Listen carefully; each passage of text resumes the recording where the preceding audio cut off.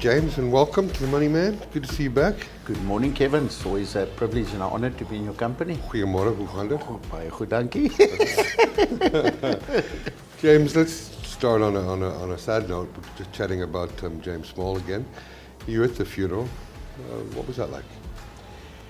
Yeah, funerals are never nice occasions.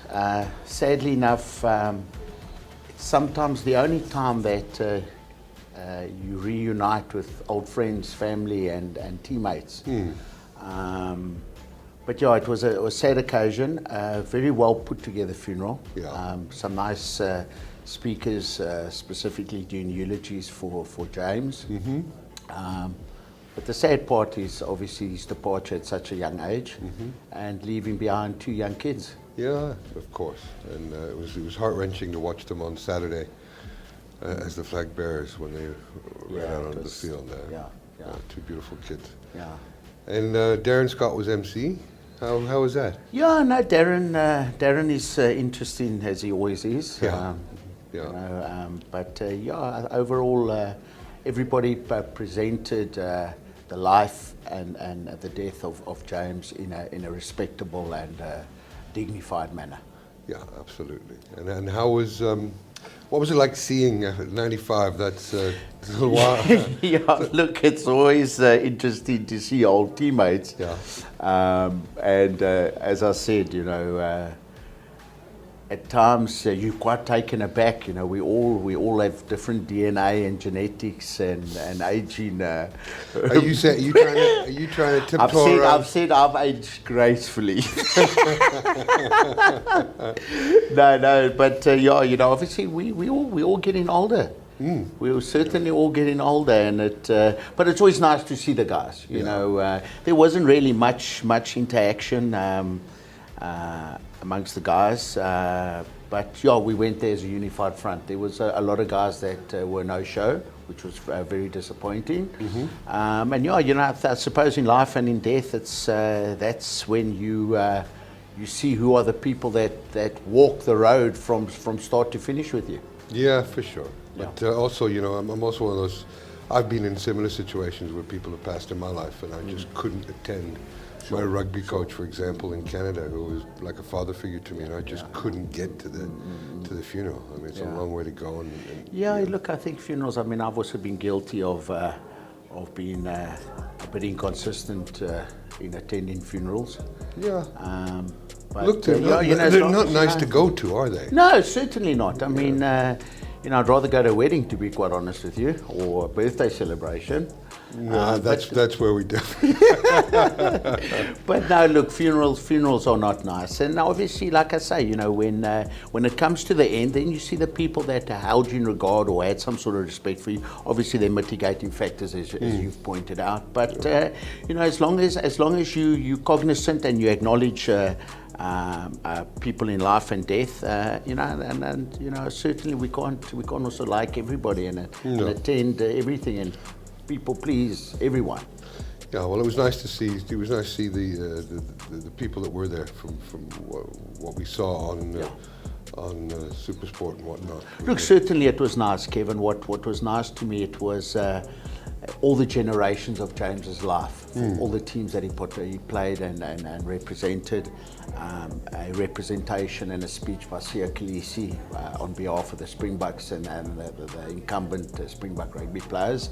So it was nice. Obviously, Gavin Baringi's always plays a massive part in supporting the Springboks. So, you know, again, a thank you to Gavin for all he does for the legends and for present and past Springboks. Yeah, for sure. Let's get on to this week. What's happening this week? You know, I always say, I think there's how many? 3 more sleeps till Thursday. 2 more sleeps. You sound like my daughter when she's going to get spoiled. Daddy, how many more sleepies? I think there's a lot of people that are very excited about Absolutely. Saturday morning. Certainly so. And I know that you've picked I know you picked the Boks, and Mark's picked the All Blacks. Yeah, but Mark's not a wise man. No, not a wise man. Tell me why you think tell me why. First of all, We have one up on the All Blacks psychologically. I mean, we beat them there last year. Yes, and I would argue that we should have beaten them at Loftus. Yeah, so certainly we have that mental, that X factor over them. They know if any team can beat them and consistently beat them, as I said earlier, it certainly can be the Springboks. It is a strong Springbok side. However, in saying that, it's also a very strong All Black side. Quite an interesting selection. Not the sort of game you want in a build-up to the Rugby World Cup. Where they totally paralyze each other. Yeah. I mean, I would be very tempted. I know people. I'm an idiot as well, but I'm a lovable idiot at times. And if I was the Springbok coach, I would have picked a C team of bruisers. Okay, that's interesting. To go over to New Zealand and just fuck them up. Hurt them. Amass the injuries count. Well, yeah, but more importantly. You know, you've got arguably the best Springbok side, or certainly a large percentage of representation of what the Springbok side's going to look like at the World Cup. Now, any analyst will tell you that what you do is you study game. I wouldn't give them any video or any. You mean any insight into what we're going to do in the World Cup? Because what is winning this game mean? Look, I think first of all, it will be a game that again goes down in the history books. James, can I correct you there? If it'll go down in the history books regardless of who plays. But I'd rather it go down as us winning, because of late we haven't been good. We haven't been good. I mean, we've had You mean in the last few years? Yeah. We've had a 50% win average, and at times it's even been lower than that. At one stage, we're even as low or as high, depending on your interpretation, at number 6 or 7 in the world. Well, so under Alistair, I think it got there. Yeah, so I think it's important that we win. And if it means choosing probably one of the best Springbok teams available, maybe bar 1 or 2 changes here and there, I think it's important to go and beat the All Blacks. It's a Springbok All Black clash it's the clash of the Titans, and I want to walk away the winner. Yeah, no, I get that. I just don't know what's in it for winning other than a bit of national pride. I mean, would you rather win this game or the World Cup? No, hell yes, I'd like to win this game and the World Cup. I'd like to win both of them. Why not? I'd like to win all of them, Kevin. Yeah. But no, certainly, obviously, the World Cup is the one we need to keep an eye on. But it's interesting. You know, we're gonna meet up with them on the 18th of September. I think either way, whether we win or lose the high or the low road, as they would term or classify it, whether we face Ireland or Scotland in the quarters, I don't think that's an issue. I can't see either one of them stopping us on our way to a semi-final. No, I don't see so either. Ireland doesn't have the depth to go too deep into the tournament. And I do get a sense that things have changed in the universe, in the rugby universe, and that the All Blacks they're a great team. They always will be. Certainly through my lifetime, I believe. But they're not as good as they have been in the past. And when I look at South Africa, it wasn't but 13 months ago we were talking that the whole doom and gloom over the rugby loving fraternity was there. I mean, I think Alistair had got a losing record under the Springboks. It was chaotic. There was terrible player selection. It was a mess. Absolutely. And what Rassie, I think, what we haven't done is credit Rassie for what he's actually put in place over the last 14 months. He's put in structures. We've got a team that beat Australia by 18 points, while 13 of our other team went over to New Zealand to wait in ambush for the All Blacks. Never under Alistair, that was never going to happen. Let's be honest. Look, I think you're a CEO, and the success of any company is how you arm your staff. Similarly, how Rassie arms his players with the correct planning, the correct implementation, and the correct message, and the belief in him as a coach and as a leader. And I think that certainly is there. And you can see that everything is carefully thought out and carefully planned for, which is enormously encouraging for me, and I'm sure for the whole of South Africa at this point. Yeah, look, I hate platitudes, and I think people give them out, including myself, too much. Yeah. But I think Rassie is a rugby genius. Yeah. Look, he was always a very intelligent rugby player when I played with him. Yeah, tell me a little bit of that, James. No, he's got an incredible sense of humour. Yeah. I think we all saw that with Westerhuizen. Yeah.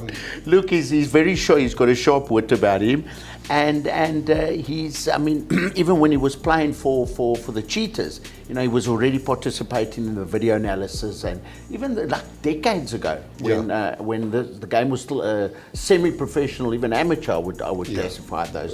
He was doing video analysis and analysing various aspects of the games and the opponents. Yeah. So he is ahead of his generation, and it's nice that a young coach that has been successful for his province, won Currie Cups, played successfully for the Springboks, and was one of the best loose forwards in our country and in the world in his time. Was he a natural leader? Yes, he was, and it was also for Rassie's stature, he was not a big flanker, but no. Boy, let me tell you something, he could tackle. Yeah. He was a formidable opponent, Yeah. and I think that respect has been carried over to his leadership abilities and the way the Springbok players see him. They obviously know about him as a player, or they've seen him as a player. Yeah. And that respect has been filtered and carried over in his role as coach of Springbok Rugby. Yeah, for sure. It's like I said, it's an amazing situation when we're 14 months. How long's Rassie been coaching now? Yeah, no, it's been about 14 odd months. Yeah. Yeah. So it's been a massive turnaround, Yeah. Kevin. I mean, anybody who doesn't admit that will obviously be in. Well, I think and myself included.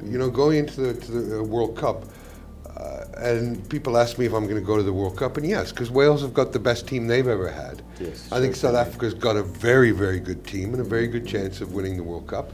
So I think I'd be super stupid not to go. Well, look, again, let's talk about Wales. They've beaten South Africa 3 years in a row. Yeah, well, it gets a bit boring for us now. Sorry, I'm kidding. I'm kidding. I mean, I never thought in my lifetime would I ever say that we... Well, look, I have to say this. I mean, not to talk about in my generation, people hate that. In Maida, that boring comparison. But, I mean, I've never lost to Wales ever in my playing career. No, and so you shouldn't have. I've scored cricket scores against them. Yeah, and here's the thing. When we beat Alistair Coetzee's team, we didn't celebrate. I mean, you guys had lost to Italy. Yeah. That year, you'd lost to everybody that pretty much you played.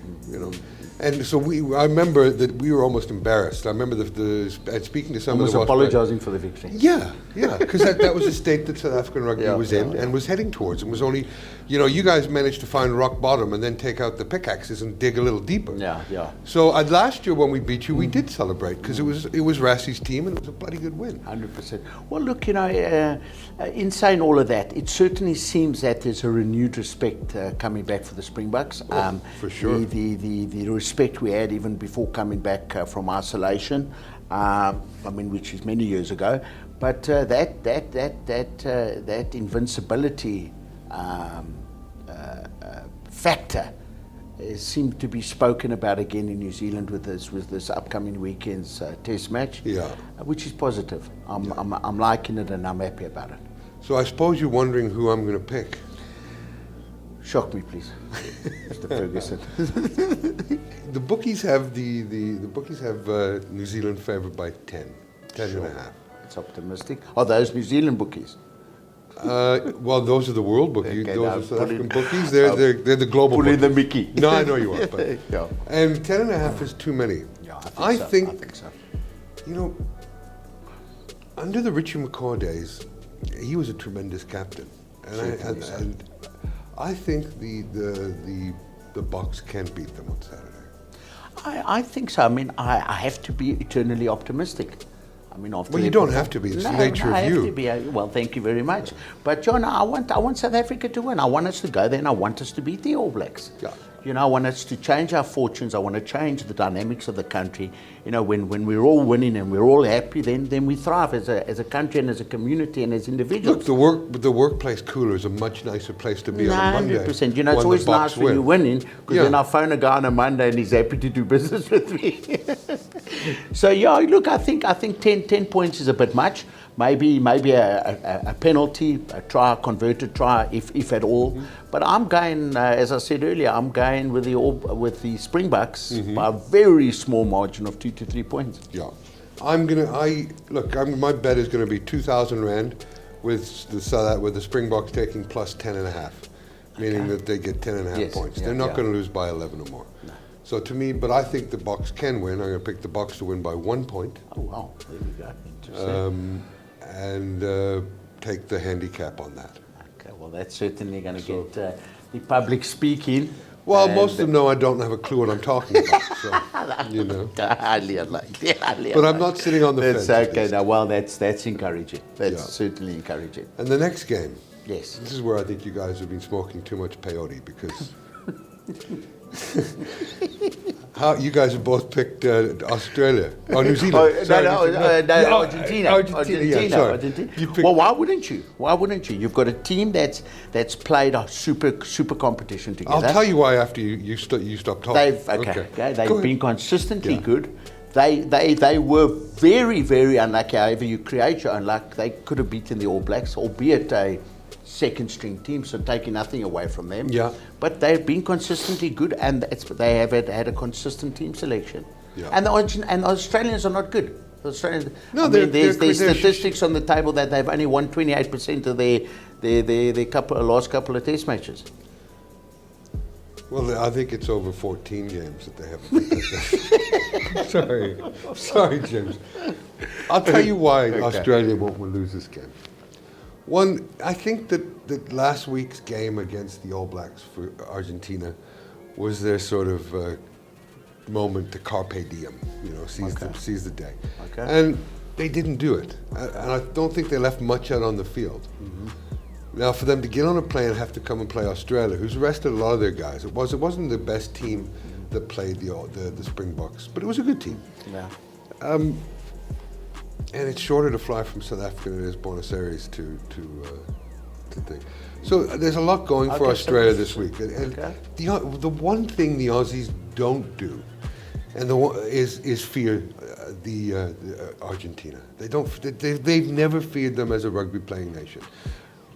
The All Blacks have given them a lot of respect because Argentina always gets up for the All Blacks. Mm-hmm. They won't raise their game as high for this Australian side. And the betting is 5.5 points for Australia. Okay. I think that Australia will win by 6 or more, and I'm putting down 2,000 rand on that. Well, that's quite interesting. 6 or more, 5 or more. Is a lucky bounce to the ball and two ill disciplines. But you're right. That ball is an odd-shaped ball. Yes. And then when you take Herschel Yankees, brilliant collection of a ball that was almost over his head. Mm. And they score a try. There's 28. There was 28. Well, even points. even the blind side try of his. I mean, that high level rugby. Not leaving a man out on the blind side is like rugby defence 101. But Joe, fortune favours the brave. It's having that X factor on the day. It's having the fortune of the ball bouncing in your favour and finishing. We all know it's, like they say, the analogy of cricket, catches win matches, tries win matches, but the facts remain is we scored 5 tries to 2 against the Australians. Absolutely. And then if you're looking at a Springbok win by 4 or 5 points, the bookies they're looking at 18 points, Yes. Instead of, and if it had been a lot closer, then you wouldn't be getting the same odds on Australia this week. I'm just saying that at 5.5 points, I'm gonna give Australia the 5.5, so minus 5.5, and Australia win by 6 more. Because I don't think there's much left in the tank from the Pumas coming over. Well, I think you've made some fair comments on that and the reasons why you don't think they'll rise to the occasion. But again, like I say, let Saturday after 80 minutes tell us the final story. Absolutely. As they say, to Indeed. Fat Lady Sings. Thanks, James, for coming in. Thank you, Kevin. Thank you for having me. Yeah.